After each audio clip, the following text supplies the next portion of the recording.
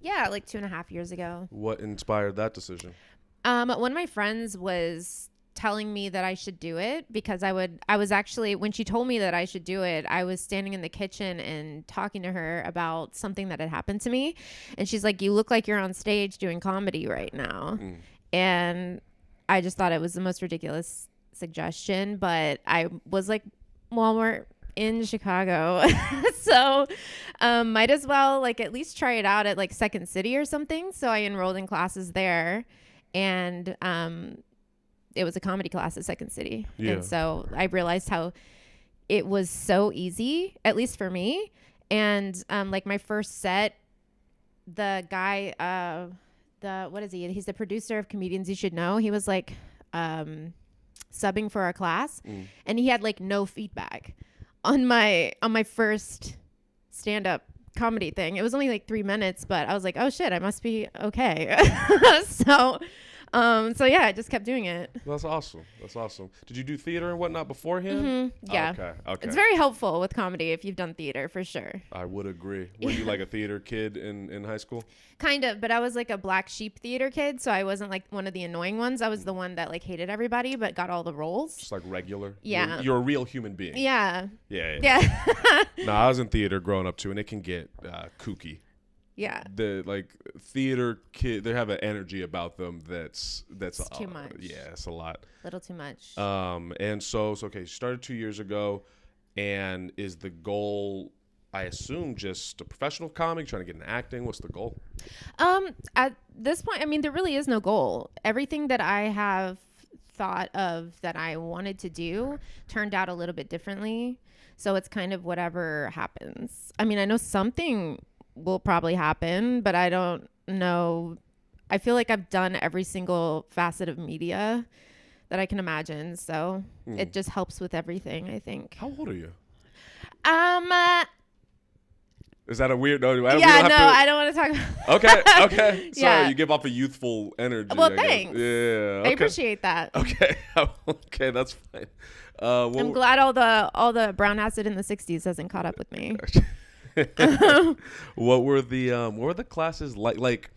So growing up, I did theater and I did improv I did that for like 10 years, and then stand up. I didn't do classes. I just went to mics and figured it out. But I wonder, like, how does one teach stand up? Like, how does that work exactly? Well, interesting question, because my stand up teacher was not good at all, and I didn't learn anything from her. All I did was get like a few bullet points to, okay, like this is how you pass off the mic. This is how you should structure a joke if you are doing this kind of joke. And then I kind of understood, oh, okay, so there's a method to the madness. And that's really it. I mean, there was one time she didn't even come to class, and it was just she didn't show up. And so like all of the people in the class were like, well, why don't we just critique each other? And I think that was the most like successful class we ever had. And that was without a teacher. So. Okay. Sounds like I won't be taking her class anytime soon. Whoever that person is. Yeah. I mean, it's really like you have to just go to stand up yourself and learn how to do it. But I didn't know how that even worked. So that's why I started the classes. But then when we all went like as a class to these mics, I realized, okay, I could have done this by myself. Yeah, I think that's one of the cooler things about stand up is the barrier to entry is non-existent. That any crazy person, I'm sure you've seen crazy people get on stage and it just happened. I think it's like a really raw art form that I appreciate. And you grew up in Chicago? I was a military kid, so I grew up all over the world. That's exciting. Yeah. It sounds like you. It was a time. It was definitely a time. I'm glad that it happened, because I learned a lot about the world and like different regions of the U.S. Where did you, like, literally everywhere? Where if you were to call a place home, where would it be here? Chicago, yeah. Okay. Yeah, I've been here like 3 or 4 times as long as I've ever lived anywhere else. Okay. Yeah. And why did you end up picking Chicago? Well, originally, my boyfriend at the time moved here, so I just moved here too. And then I realized that I liked it, so I stayed. That's very, very simple. Yeah. It feels like you, I don't know, you seem like you're very good with going with the flow of things. You don't seem rigid, if that makes sense. Yeah. Maybe it's the hair. I don't know.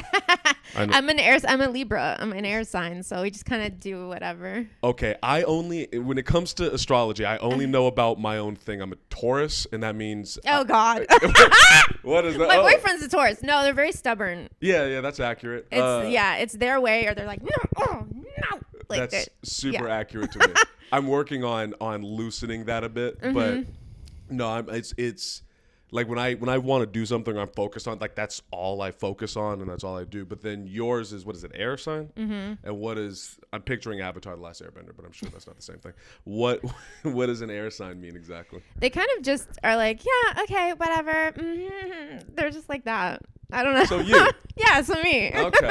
It'll be interesting to see how this dynamic works. Yeah. And Tauruses are very rigid, though. That's for sure. And your boyfriend is? Yeah. Does he like get frustrated with your floofy behavior? No.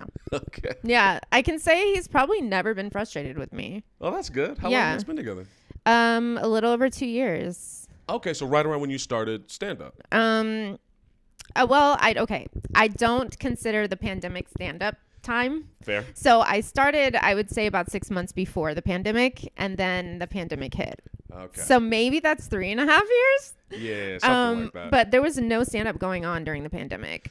Yeah, I heard about. I mean, everything was crazy during all of that. I talked to Donovan Strong. You know Donovan? Mm-hmm. Talked to him, and I know that he had comedy pickup, but other than that, I didn't hear about anything. How was quarantine for you? How did you make it through? It was okay. I gained a lot of weight. I'm still like working on getting off like 20 pounds of it. It's very intense. And it's crazy. That was like the main thing that was bad for me is the weight gain. But other than that, like it was fine. There were like Zoom mics and stuff. Yeah. There was one really good one that I went to every Monday. That was Dario Durham's. He had like the My Buddies mic that went virtual. But other than that, like I went almost every Monday to that one. And then I did do that pickup mic as well. How was that for you, the pickup one?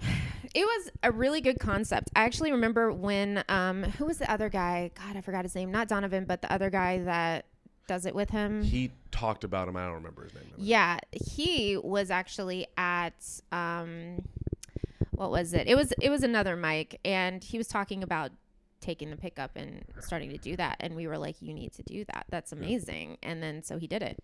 And here we are. Yeah. It sounds like it was for the history of Chicago. I think it'll go down as like a legendary moment. Yeah, they traveled all over the U.S. That's sick as fuck. Yeah. No, but so you started comedy, then the pandemic hit. As things started opening up, did it feel like natural getting back into it, or? Yeah, definitely. Okay. You have a lot of self-confidence. Okay. Have you been told that? I mean, yeah, I guess. That's it's a compliment. Okay. I meet a lot of, and when I do this, when I talk to a lot of comics, a lot of them have this insecurity about them. There's this show apes sees it. There's this kind of an inclination to become self-deprecating, and I don't get that sense from you at all. You give a almost like just this confident glow about it. Oh wow, confident glow. Yeah, that's great. Yeah. Thanks. Have you always been like? You just seem, I don't know, bubbly, fun, confident. That's just you, huh? Yeah. It's not, I hope I'm not coming off like I'm not trying to insult you. Wow, you are confident. That's weird. No, not in a negative way, just like a noticing way. Like doing this podcast, like when we haven't ever had I only know you as the person with the hair. Okay. And so like it's been interesting, like starting conversations just dry with someone where you don't know. You got to kind of pick up on their vibe, and you're just bubbly and happy. It's nice. Yeah, I mean, I'm super depressed, but it's fine. that's man, you hide it very well. That yeah, I'm very good at masking. If you don't mind me asking, what is it like? What makes you depressed? Just the fact that we have to be in the third dimension. I hate it here. The third dimension. Yeah, I don't like it. Let's break this down. This is going to be, I'm excited for how weird this podcast is going to become. What is the first, second, and third dimension? Is there a fourth dimension? Oh, yeah. Is there a fifth? Yeah, I mean, there's 9, but then there's like thousands within each one of them. So okay, it's like intense. But anyway, yeah, the third dimension, it's just very low level here. Okay. There's a like lot of low vibration. Yeah, there's a lot of blockages. Yeah, there's no way for the human mind to understand things like the universe. Like, there's just no way for them to understand things. So, like, it's just not even possible for people in the third dimension to understand why they're alive and stuff like that, which sucks. And I don't like it. I don't like it here. Okay, let's dig into this because I don't know if I want to, but okay. If you don't like, yeah, it's okay. We can talk about it for a little while. That's okay, fine. okay. I don't want to reveal all the secrets. Yeah. Have you taken like mushrooms or anything? Yeah, I used to, but I don't anymore. Okay. Yeah. Did you have like a bad trip and you were like, fuck this, or? No, it's just I know that it's not good for you and like your energy and stuff. I do remember like the last time I did do it, or no, one of the last times I did it was a bad trip. But then one time after that was good. So then you were like, let me just pack this up. Yeah. I get you. Yeah. So what would you like? Because I'm not getting a religious. You don't seem like Catholic. No. Which is spiritual? Yeah. Okay. The blue hair. It's it all away. in the hair. Yeah. When you say okay, so someone in the third dimension, could they perceive the first dimension? Mm-hmm. And they're higher than the first dimension, so they like understand the first dimension. Yeah, like the first dimension would be something like, I don't know, trees living and breathing, but they're not aware of like animals. And then animals are aware of the trees. Okay, okay, Yeah. okay. Let me put this in my own words. Tell me if I'm getting this right. So first dimension are inanimate objects that do have life. Yeah, they're aware, but not as aware. Like they wouldn't understand, oh, wow, this is how raccoons act. Right. So like then there's the raccoons that are like kind of second dimension sort of consciousness, I guess. They don't know how the human world works. Right. And then humans. And then we have humans. And then what do you believe is past humans? What is fourth dimension? It's just like a lot of spiritual stuff. I also believe that like there's like interdimensional beings as well that aren't necessarily spirits and stuff like that. It would be like a ghost be considered fourth dimension? I think they can exist in like 4 and 5. Okay. But then that's when it gets like a little bit like convoluted because like we wouldn't even be able to understand. Right. Yeah. I'm Taoist, so like it's not religious, but like it is spiritual. It's like a spiritual practice. I've heard Taoist. I've been with my little chakras, I've been getting into Buddhism, and it's helped. It's helped a lot. Did you grow up in the church, or you didn't seem happy about that shit? Yeah, I'm a recovering Christian. It's rough. It sucks that I think Christianity in its most base, if you don't manipulate it and use it to be a piece of shit, can be useful. But it seems like that religion has been taken over by pieces of shit, if that makes sense. Mm-hmm. And so getting into Buddhism has really helped me like center myself and be more calm and be more, I guess, self-aware, which feels good. Yeah. But is it Tao or Tao? It's Tao. Tao. What is a Taoist exactly? There's different types, but the type I do is Dodao, which is the only type of any spiritual practice that actively solves out karma. Okay. So it resolves like blockages and karmic situations that your soul has been going through for ever. Yeah. Do they believe in reincarnation as well? Oh yeah. Okay. So yeah. Then you believe in reincarnation. Yeah. Do you know who you were in the past? We've been many things. Like, ooh, yeah. Like, okay. I mean, we've been things that are not human ever since the beginning of time. You know, we've been here. So it's before Earth even. So it's like, yeah, but I do know like a few of my human past lives. May I ask? I feel like I can't tell what I can ask about or not. Like I don't want to offend. Yeah. But I'm also nosy. Yeah.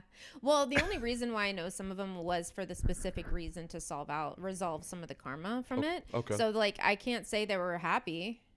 Fair. They didn't end happily. So. And then eventually you could reach a point of enlightenment, and then you almost are relinquished from the karmic cycle. Yes. You can't reach enlightenment if you're a human. You can only go as far as you can with your cultivation. But if you reach enlightenment, that means you're not a human anymore. You're not in the third dimension. So you could reach like the cusp, and then that next cycle, let's say you end up in something beyond human, and then you could reach enlightenment? Yeah, pretty much we are practicing so that we won't reincarnate again. Huh. Yeah, as a human at least. Okay. I don't want to come back here again. I've had enough. That's okay. How much of this podcast did I describe before you got here? Did I really describe it at all? No. I should describe it more. Okay. Huh? It's so the idea of it. So when I first got here, I was very lonely, and I was, Bill Burr, the comedian. Doesn't matter. I feel like I see his face in my head. Yeah, he's around. He's a person. Okay. He has this podcast where he just kind of talks at himself in the podcast. I was doing that for a little bit. Then I was going crazy. And then I was like, okay, let me just meet these comedians, and it'll give me an excuse to be social, to talk to people. Yeah. And I've always found people in general fascinating, but specifically comedians. Yeah. The amount of demons that like comedians have is beyond belief.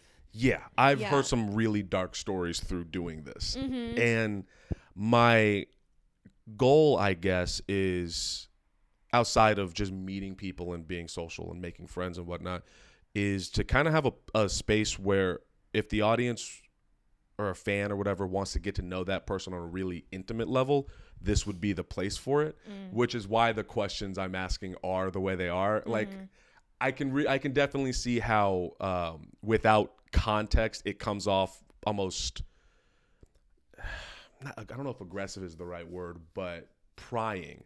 Like I don't want to pry or touch on subjects that you don't want to talk about. Yeah. And I can't gauge what you don't want to talk about. Well, I mean, I appreciate that. It's not that I don't want to talk about it. It's too much explaining that goes into a lot of the answers. Okay. And it might be confusing and weird. That's fair. Yeah. Okay. I will leave the dimensions alone. Okay. And allow the spirits to take us where they take us. Okay. But as far as comedy goes, we can go back to normal people discussion. Do you have any inspirations? Do you have like favorite comics, people you're trying to emulate? I really like Usama Siddiqui. I do not And know. he's in New York, and he's just, I think he was on America's Got Talent or something like that, and he like went through a few rounds. But I just saw him because I saw his podcast, and I was dying. And then I realized when he came to Chicago, I went to his Zany show, and I was like cackling in the back, and he's like, whoever's laughing like that owns a cauldron. And I was like, oh my God.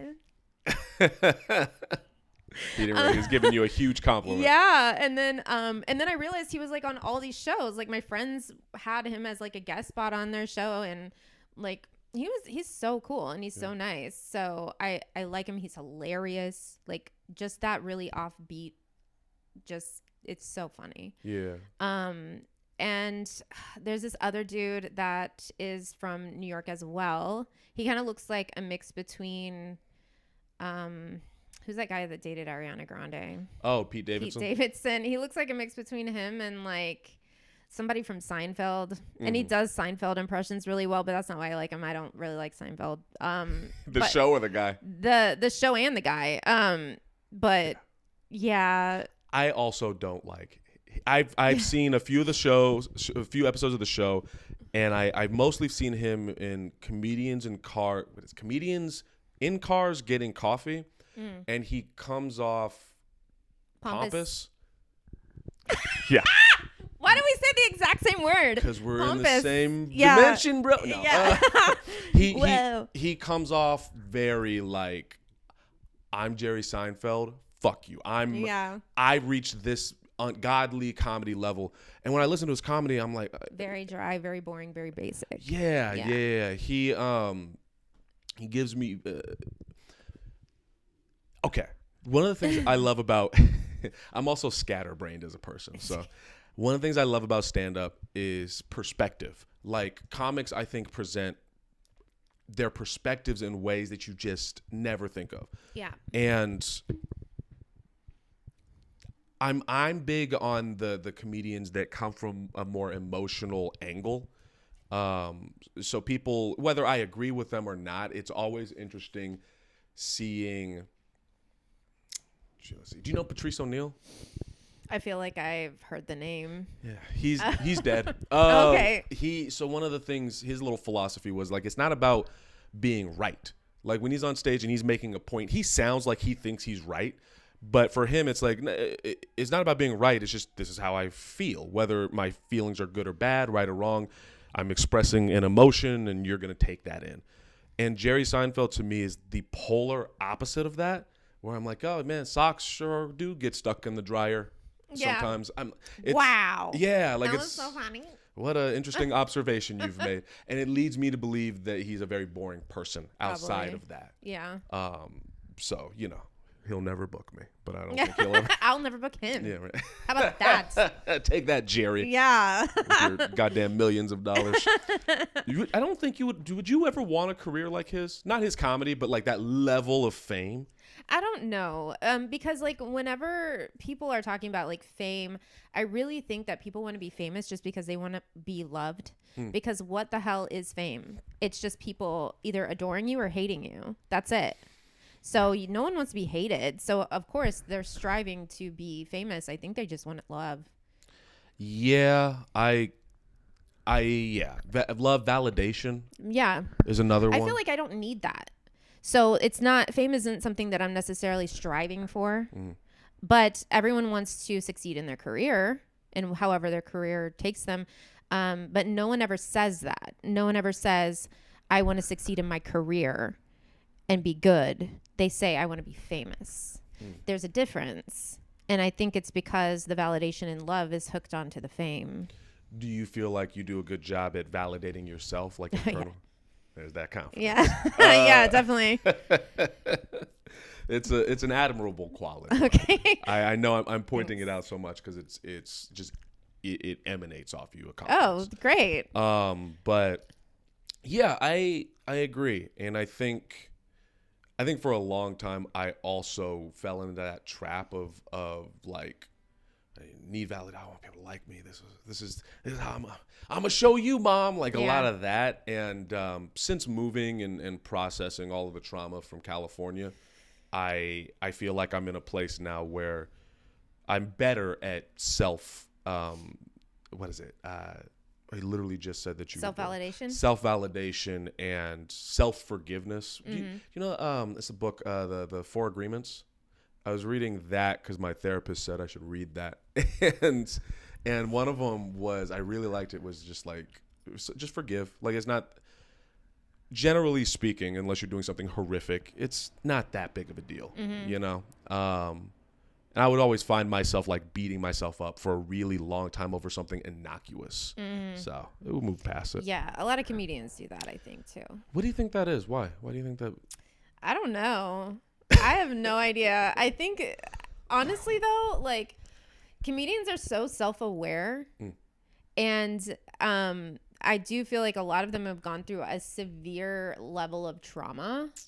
And a lot of them are very sensitive to begin with. They were sensitive kids, and they just weren't taken care of in the way that they should have been by the adults in their life.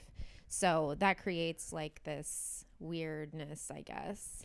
Were you close with your family, your parents? I really don't know what that means. Meaning, do you feel like your parents validated you, supported you, were around a lot, communicated in a healthy way? They were definitely helicopter parents, but did they communicate in a healthy way? No.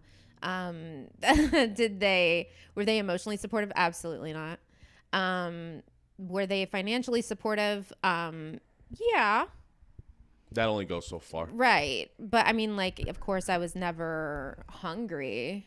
or whatever. But there were always like weird things that they did do with food that created a really unhealthy thing. May I ask what they did? Like they would, or my mom, let's say, would like count the number of cookies in the thing, and then she would put like on a sticky note how many were in there and put it on the outside. So if anyone took a cookie, she would know. We would be in trouble.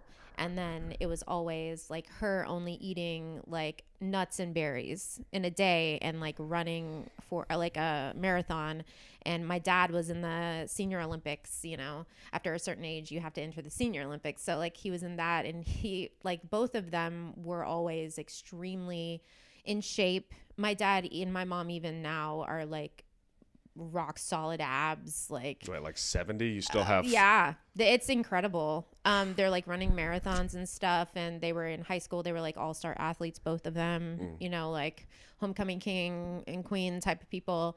And then like they were high school sweethearts actually. And then when I was born, they thought I was, you know, gonna maybe do that and be into sports, and I hate sports. I've literally never watched a single game of anything in my life. Not even like the Mighty Ducks? Doesn't... Anything with sports, I'm just like, absolutely not. I don't like it. What? So I wouldn't say I'm on the same boat, but I'm in the same ocean with you. Like I was put into sports, and I have an appreciation for certain, like basketball. I get. I can sit down and watch football. If we're drinking, I'll go with you to a baseball game. But like, I don't get the sports fascination either. For you, what is it that's so unappealing? I guess that I would actually go to past life again, because there was a past life that I had where I was in the Olympics, in the original Olympics. But there was a lot of cheating going on, and I got really pissed off and upset because I was supposed to be representing my island, and I was really excited, and the people of my island were very excited that I was going to be repping them and finally getting like notoriety for the island. And then when I realized I wasn't going to win because everyone was cheating, I just developed this huge grudge, and I've never let that go since. Let it go. Yeah. And you still feel that? I still feel it.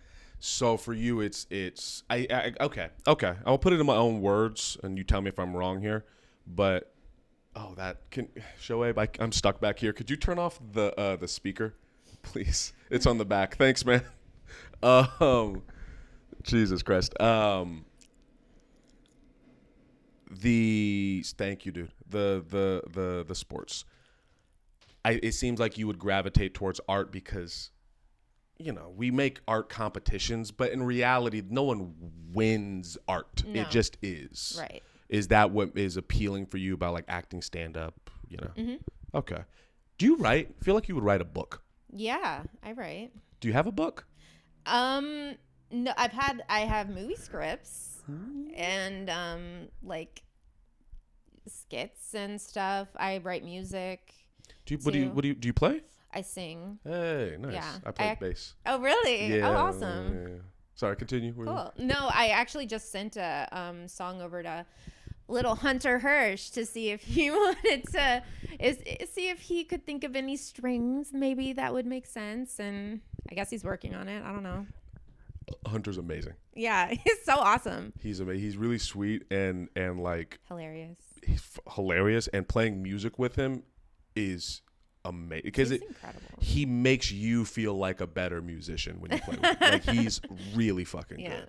I don't know. He went to like an HBU for it, which is for like jazz guitar, and yeah, I'm always impressed by him. Mm-hmm. Artistically, when you're working out material, like what's your process? Really just random thoughts that I have that come up. Like I always think of funny scenarios, and I will just whip out my phone and record it really quick on like an audio recorder and listen to it later and write something. Or I think about something that I have gone through and then tell it in a funny way. So, I mean, there's a lot of things that I know would make really good material, but I'm just not like, I don't know how to approach it yet because the being upset about it hasn't dissipated as enough. Yeah. I know that game. Yeah. Yeah, where you get kind of raw on stage, and it's, at least for me, it's always unlikable. Yeah, it's very vulnerable too. Yeah, I get you. Have you ever had a meltdown on stage? Not in comedy. Well, that's good. Yeah. In what, improv or something? I had to like say a monologue in high school one time, and my dad had just told us that we were going to be moving again, like out of the mainland United States. And I just like, he had just told me that right before I went on stage. So I literally just like had a meltdown on stage. I didn't want to move that far, especially. That lack of stability, I guess it works that you're an air sign, that you're able to adapt to something like that. But that lack of stability, do you find that you found that now? Like you say, Chicago is home now. What was that process like to find a space and to say, I'm anchoring here? Just the fact that I have lived so many places, and I'm like, oh, I definitely don't vibe with these people, or I do kind of, or I kind of like this place, or I hate this about this place. And then when I finally came to Chicago, it was like my people. Yeah. It was so weird. It almost felt like going into a hot tub. Yeah. And I faced adversity. There was a lot of hard times for sure, but I felt like, no, I need to stay here. There's something for everybody in Chicago. Yeah. I know that feeling very intimately. When I visited, it was, so you've been all over the place. So you've been to like Southern California desert area? Not in the desert. Okay. Have you been to Vegas? No. Oh, what the fuck? Okay. I know. Shit. Okay. My boyfriend keeps saying you need to come with me, and like he'll go, and then I just don't. I think you would really, I don't know, maybe you would enjoy it. It's a dark vibe. That's what he said. Yeah. It's a lot of alcoholism and like it's debauchery, but I think when you're outside of it and you're watching the debauchery, it's kind of sad. But when you're in it, it's whatever. But and like when you're in hell, it's kind of fun. Yeah. But have you been to Arizona? No. Okay. My dad lived there for a little bit, but I didn't.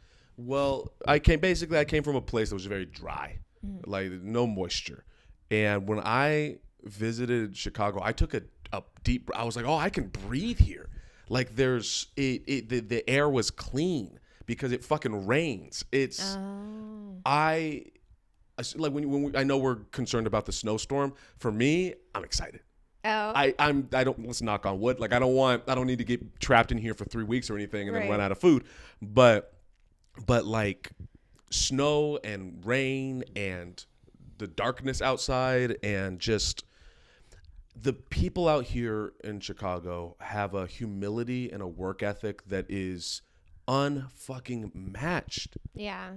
And now I'm just talking a lot, but no, you're right. I love it here, and I get irritated with how much people shit on Chicago. Yeah, well, let them shit on it so they don't ever come. Yes. Oh. That's a goal. I don't want them coming here. Yeah, and the fuck out. It's so violent. Oh my god, you're gonna get shot. Don't come. It's that mentality of it is crazy. I know it comes from media and bullshit like that, but it makes me wonder, like, what was it about Chicago that made people latch on? Because I've never been to New York, but I'd imagine there's fucked up places in New York. I'm sure, yeah. And I know did you go to why the fuck would you go to Skid Row? Did you go to Skid Row? I've seen so many things about it though, like especially there's something called Soft White Underbelly that I watch where he just goes to Skid Row and interviews a bunch of people that live there, and that's like crazy. And it's depressing. Like the homelessness in California is another game because you can survive a year round. The homeless people out here are pretty chill. Yeah, they are. Yeah. I was at a stoplight the other day though, and my window was down, and I was thinking, I'm not going to roll up my window because that's rude.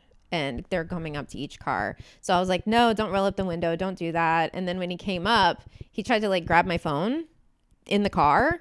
And so I rolled the window up and he punched the window. And then I'm like, I'm at a red light. I can't go anywhere. So he's like spitting on the window and stuff. I'm like, oh shit. I rescind my statement. Yeah, I need to roll this window up. Every time I see like people out there now, I roll it up, and it sucks because I don't want to be rude, but I mean, it's safety.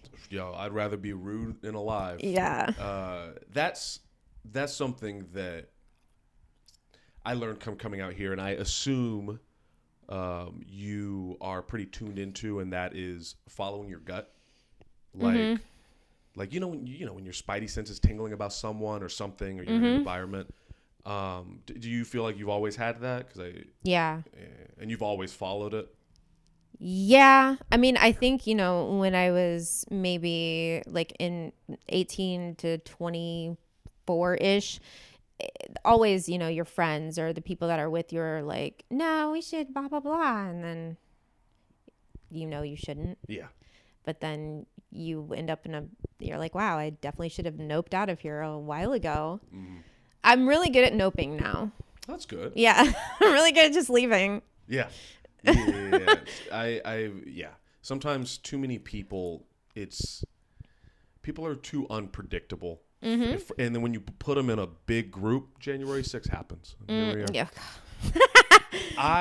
Do you think he's going to get in trouble for anything? I don't think so. I honestly think he's probably going to get elected again. Yeah. I'm scared. Yeah.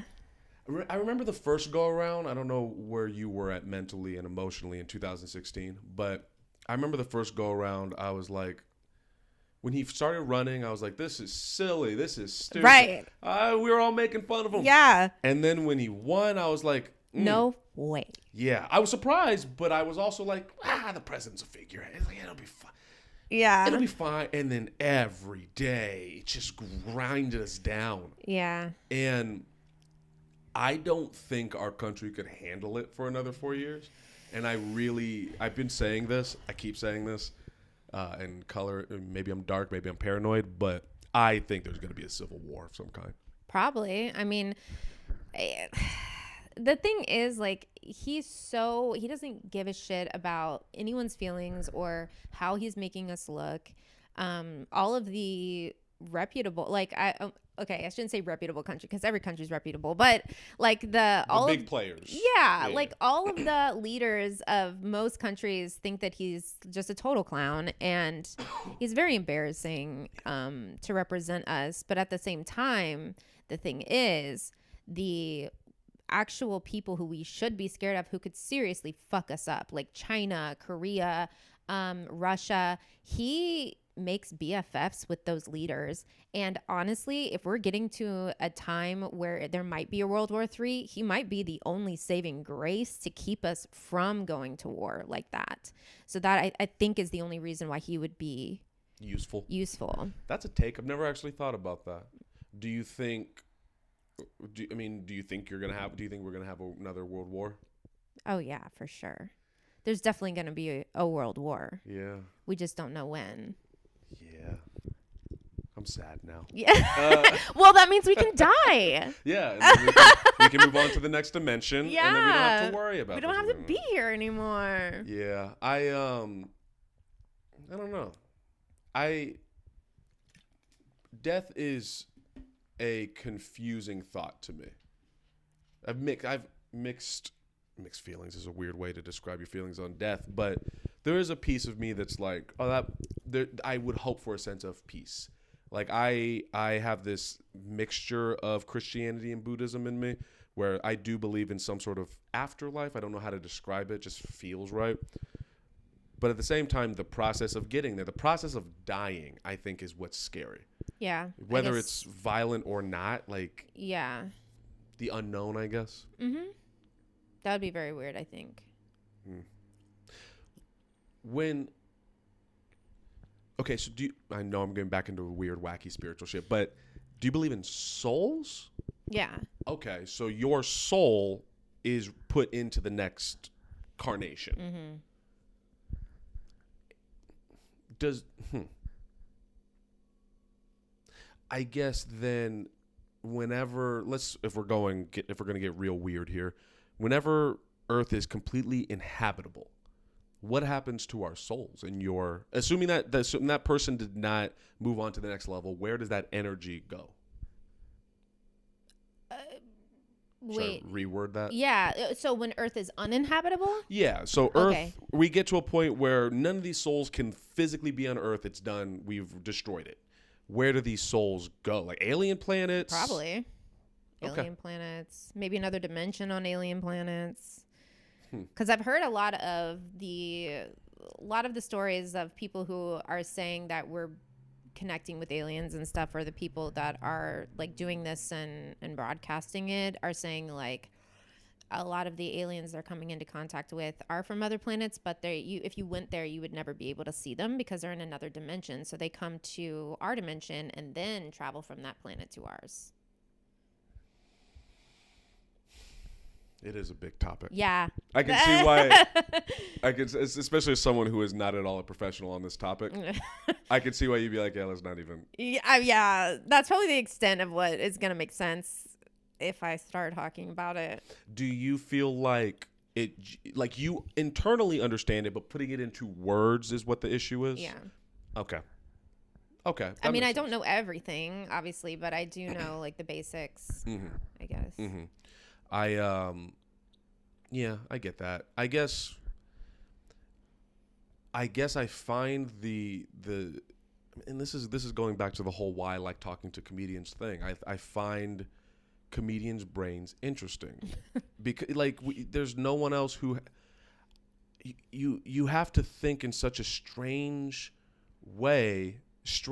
but potentially accurate way to do comedy, because you're articulating stuff that makes perfect sense in your head to like sometimes hundreds of people, and they all need to be on the same page. It's such a,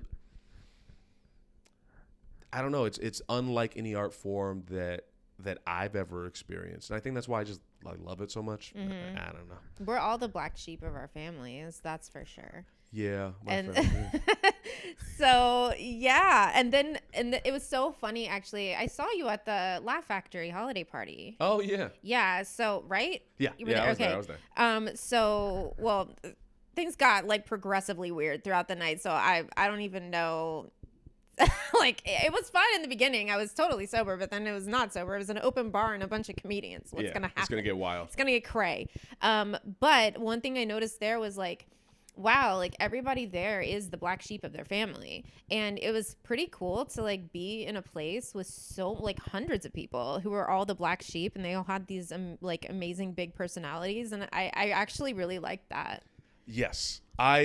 So I was there, and I'm sure we walked past each other at some point. I thought I saw you, but I was like, maybe I didn't. I don't know. This is why I like doing the podcast. Like if we had done this podcast before the party, I would have a sense. I would be able to say, "Oh, hey, Sarah, what's up?" I work better one-on-one. Like I just getting to know somebody in a crowd or at an open. It's just hard for me. Yeah. But I loved it, but I like it from afar. Like I can't. It's draining for me. It's these huge personalities. Yeah. And you give them drugs and shit. I spent most of that night playing spades, which was, it was fun. Keep it low key. Yeah, I was just chilling playing spades. We would smoke, and then we'd go back play spades. I would get yelled at for playing spades wrong, and then we would smoke again. And we, it was a chill time. I was like a butterfly, just going to everything. And the thing is, like, I kind of, ever since the beginning, I've always talked to everyone. Like when I first started to go to open mics, I would just go to people's tables and be like, hey, and like introduce myself. And that's just how I met everybody. And then when the pandemic happened, I just went to barbecues and like parties and stuff, even though we weren't supposed to do that. I was doing that. So I got to know everyone or a lot of people pretty quickly and pretty well. So like I can kind of like jump around. I guess. I think that goes back to your confidence. Probably. That's a really useful skill, especially in this game. I don't want to call it politics, but it is. Comedy can be political. Yeah, I think I had to develop that moving every 10 months to 2 years. Otherwise, I wouldn't have had friends. So, like, the first day of school, I would just go up to people and be like, hey, and, like, introduce myself. And you were accepted pretty quickly with that? I mean, it was weird for some of them because, like, a lot of places, obviously, the people have lived there since they were born. So, it's like, who are you? Like, type of Did you still have the hair? No, I was always blonde when I was little. But I got sick of being blonde. Because I don't like it. I don't like being blonde. Really? Yeah. Why? I feel like it gets, first of all, a little bit too much attention, and the type of attention that I don't appreciate. And also... that teal doesn't get attention? It does, but from people who aren't being the way that people are when I'm blonde. I'm making an assumption here, like catcalling, sexual type of. Yeah, you know what? I'm not catcalled. Okay. I can't even remember the last time I was catcalled, but it's really just like, I don't know. You just don't like the vibe of people. I don't like the vibe, but Okay. I don't like it. But your hair works now. Yeah. Yeah. I think the way you present yourself does attract what you not necessarily want, because sometimes you're not presenting yourself in the way that you really want. But yeah, there's going to be a type of person that sees the hair and is like, oh, cool. And then there's going to be the type of person that sees the hair and is like, I don't need to be around this person. And that's perfectly fine. Yeah, that's totally fine. If somebody's not going to be around somebody because they have blue hair, then I don't want to talk to them anyway. Yeah, it all comes full circle. Yeah. It's funny because people will, like, online or whatever, they'll say, oh, blue-haired liberal, when I'm talking about, like, anything to do with the news, which I do talk about the news a lot on, like, my social media platforms and stuff, like TikTok and YouTube and stuff. But, like, I'm not a liberal and I'm not a conservative. Were you, like, middle of the road? I'm whatever makes sense to me in my head. Okay. That works. So, like, I don't agree with either one of them. But like I just said about the Trump thing, like, I'm not conservative, but this makes sense to me. So you move to the beat of your own drum. Mm-hmm. I support your decisions and your feelings. Thank you. Okay. I still need to figure out a way. You know what I'm about to. Yeah. So at the end of the podcast, I like the idea of people saying something into the camera, but I don't know what to ask or what to say. Do you have any ideas or thoughts of people, like, for the next time I do this, what I should ask or tell someone to say into the camera? What's something that you want people to know that? What's something that you want people to know that they don't know about you? Ooh, that's okay. Yeah. Okay, now I can't even answer it. I don't know. That you feel comfortable with it? What's something that maybe you're misunderstood about, or you feel misunderstood about, that you would like to clarify? I